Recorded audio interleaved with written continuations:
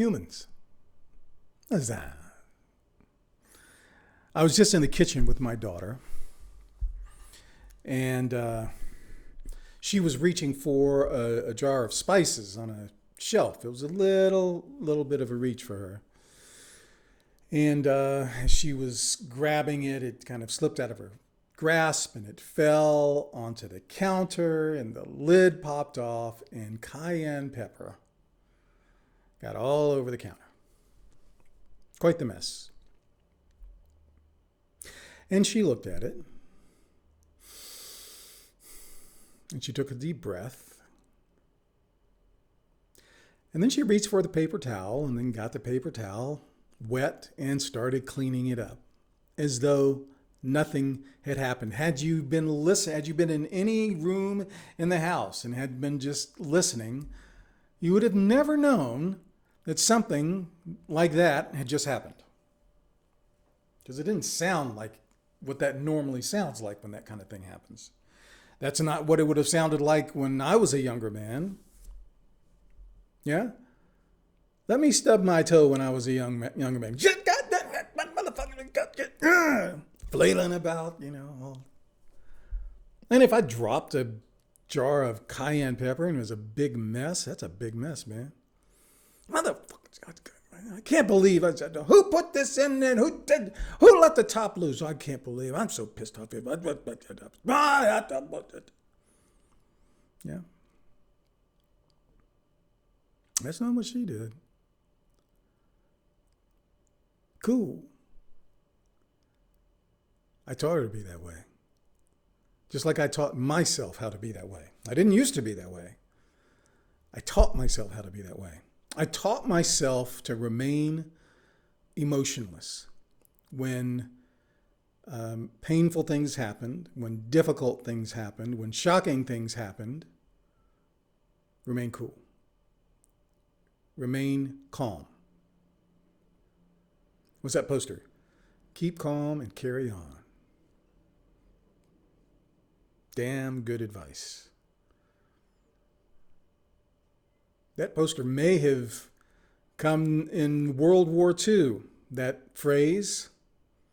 I'll need to check that out. World War II. Check that out.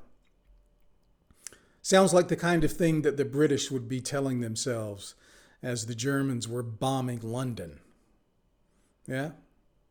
Keep calm and carry on. We got this. Yeah? There's a lot of value in that kind of stoic, strong chin. Handle it. What's the alternative? Getting all emotional, getting all upset, running around like your hair is on fire. And while that emotional catharsis, that release might feel good in the moment initially, it puts you at great disadvantage. It makes you more vulnerable when you react emotionally when the shit hits the fan.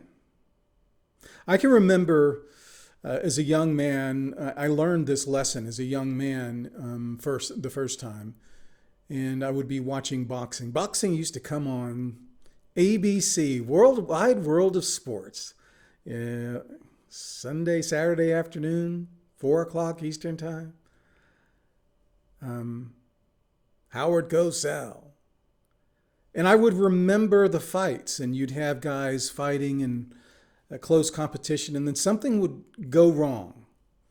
A guy got hit low. He got an elbow. Something happened, and one of the fighters would become upset, would get mad. Now, to the untrained fan, to the untrained observer, all right, it's about to be on. He got mad. Now he's going to go out and kick that ass. Not really. Because usually when they got mad, they lost their technique. And they started getting wild and just throwing shit all over the place. They dropped their guard. No more bobbing and weaving. no more jab. They lost their fundamentals because they got so up in their emotions. They got so mad that they lost control, and they often became vulnerable.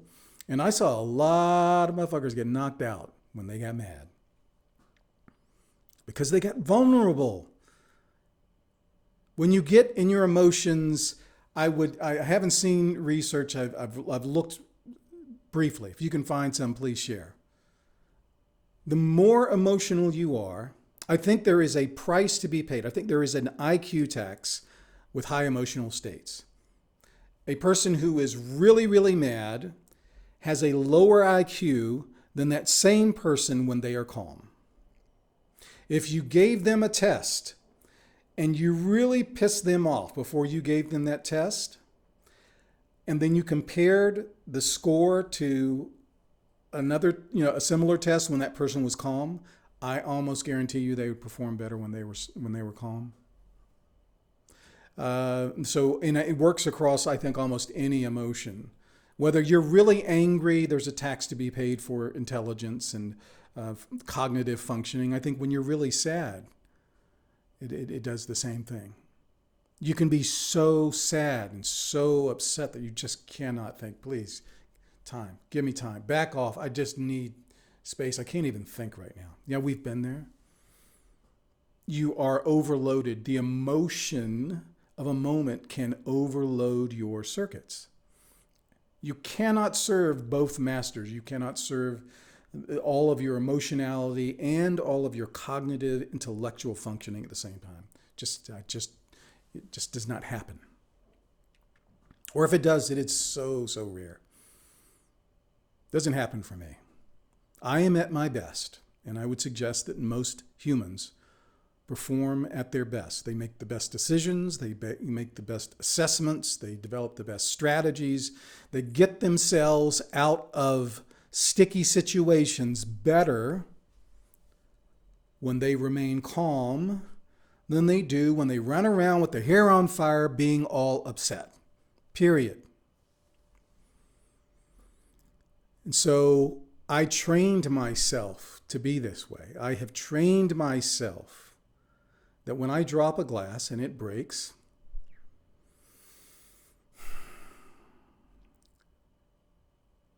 if I get into an accident, if I stub my toe, if I get served, I got an email the other day from I got an email that I did not want to get.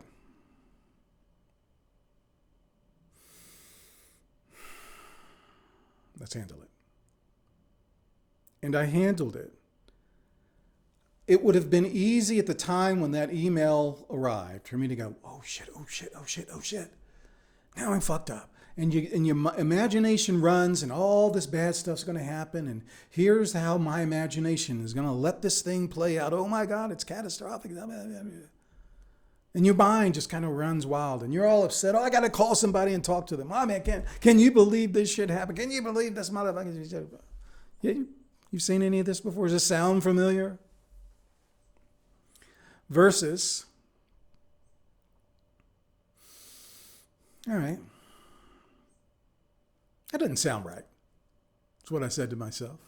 Let me get into Chat GPT with this and ask them a question about these kinds of circumstances and what the regulations are and what the rules are, what the law is, given a similar circumstance.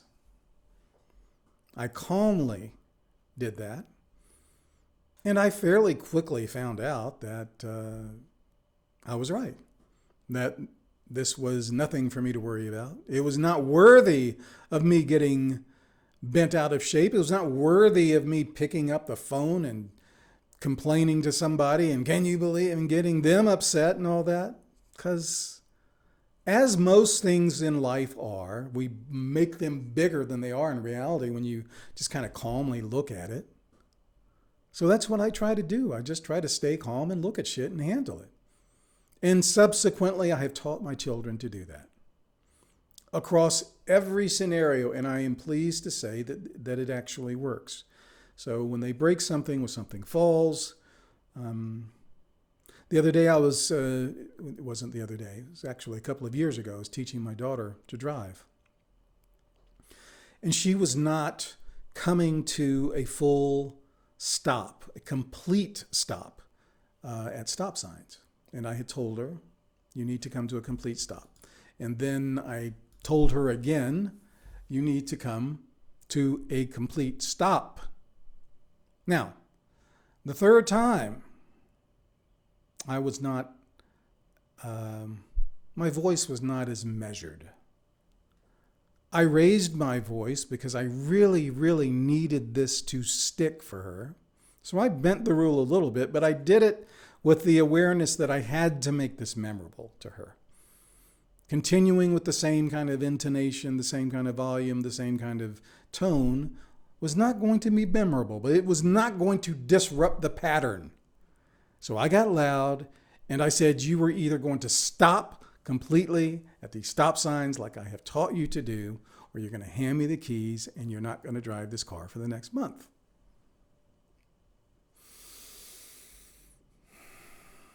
She did not cry. She did not melt down. She did not make excuses. She listened. She took it in. She knew I was right. There was no need to argue something that she knew she had made her own mistake for. So she took responsibility. And then we moved on. And she started stopping at all the signs, like I had asked her to. But we moved through this situation. We moved through this learning. We moved through this correction very effectively. Yeah. And it stuck. It took effect. And the outcome that I wanted was achieved mainly because she was a good recipient, a good student of life. And that's what we are all here to be in some measure. A good student of life learns from life's lessons. And one of the biggest lessons that I have learned is that remaining calm in difficult situations where you're tempted to have an emotional reaction and really have an outburst, remaining calm is the best thing you can do 9 times out of 10. You're going to be better able to help yourself, and if someone else gets into trouble, you're going to be better able to save them, to help them. If someone needs CPR and you remain calm and you are prepared for the moment, you could save someone's life. But if someone needs CPR and you get all up in your emotions and start running around and flailing about and crying and sobbing and someone could die because of your outburst, because you could not control yourself. You could not help someone else. The same thing goes for you. There will be times where if you do not remain calm, and I recommend that you try to remain calm as often as possible when complicated situations arise. If you remain calm, you are optimizing yourself for success. And it begins with practicing the very small things. It begins with stubbing your toe and knowing that you want to scream, and knowing that you want to scream, but you don't scream.